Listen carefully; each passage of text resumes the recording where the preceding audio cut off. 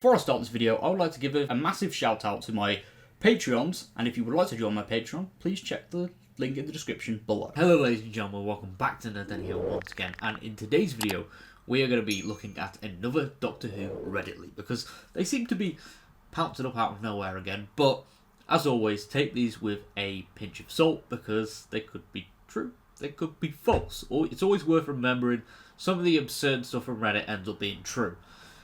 But with that being said, let's have a look at this Reddit leak.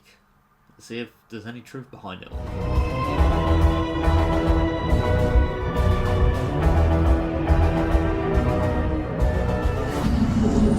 Okay, so BBC apparently unhappy with the 60th specials. I have a friend of a friend who works at the BBC, and he tells me that they are unhappy with the 60th anniversary specials. The reasons are as follows. So, first of all, a friend of a friend. Yeah, that's like the classic, oh yeah, I've heard this about someone, etc. That's not really specific in terms of source material, but still, we're going to look at it anyway. Overall tone of the specials, he, my friend, tells me that they apparently have an off feeling to them. They are structured poorly and are filled with unnecessary and obstructive callbacks to the iconic 10th Doctor moments, as well as forced humour and emotion in awkward places. The Doctor apparently recites a speech from The Voyage of the Damned, almost word for word, in the scene where he discovers Neil Patrick's character, I can't even speak today, Neil Patrick Harris's character's villainy, which feels quite clunky given the context of the scene. The vibe of 14 and Donna is off, and it feels strange compared to the natural chemistry of them in the first Russell T Davies era. Forced is a word that is used with their relationship in the 60th. Scattered all around the specials are musical cues from the first RTD era, which may sound good on paper, but again feel out of place and clearly focused on nostalgia. Clearly there for crowd pleasers. Yeah, I'll start reading the sentence underneath there. It's hard to explain, but the overall conclusion is that these episodes are clearly focused on nostalgia bait, pushing aside plot and meaningful story to make the masses of returning viewers cheer, I guess. Comparisons to the modern Marvel movies such as Thor, Love and Thunder, Multiverse of Madness and She-Hulk are apparently often made.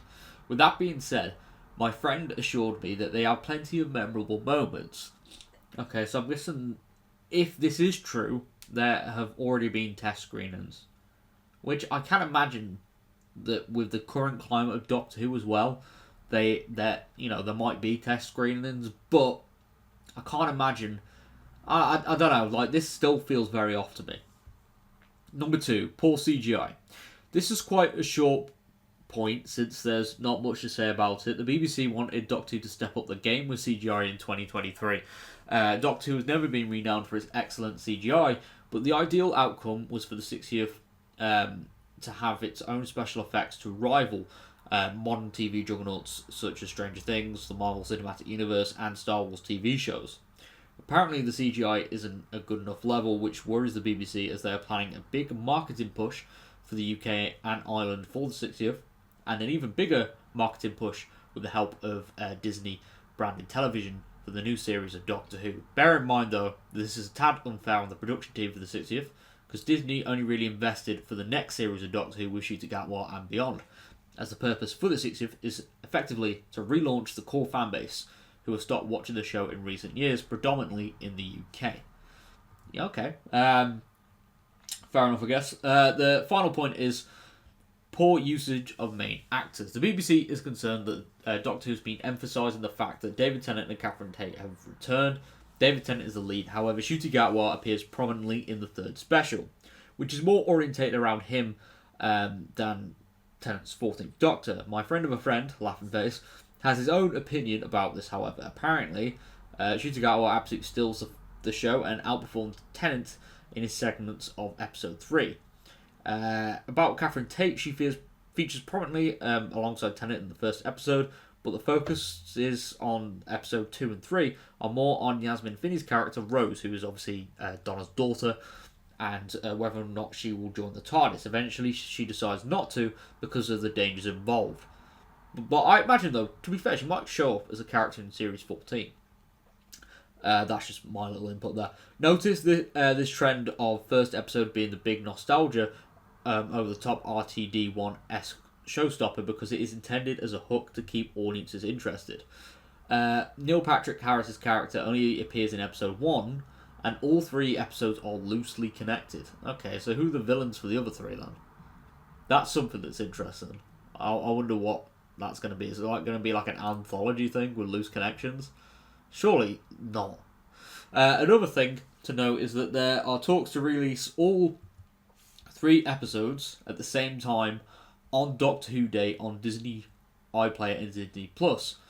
Although Russell T Davies apparently opposes this as he wants them on BBC One. My final point is that take this with a huge grain of salt. I personally don't believe this leak. Oh, excuse me. I think RTD is smarter than just to nostalgia bait audiences. He clearly came back with a reason. Who knows? There might be some truth to this. I hope not. Now, I honestly don't think, this is true. Because a lot of it, okay, the CGI, I can imagine won't look the best. I mean, it'll look probably as good as the Chibnall era stuff, which was pretty good. But obviously, it's not going to look groundbreaking because the Disney stuff, the Disney investment, isn't going to be until Series 14. So, I imagine, yeah, that probably is true, but not true because of this leak, if that makes sense. But I don't know. One thing that I did kind of like about this leak was, about Ncuti Gatwa playing a big role in the 3rd special.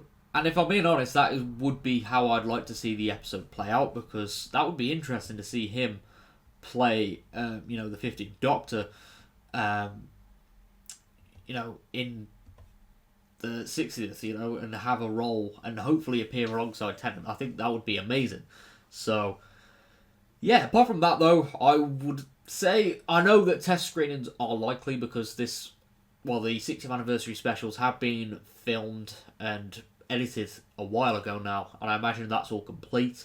So there probably are test screenings, but I imagine nothing will really slip from them. And we will just find out 60th anniversary information when we find out 60th anniversary information, unless there's a good old surprise leak like we got with the Power of the Doctor.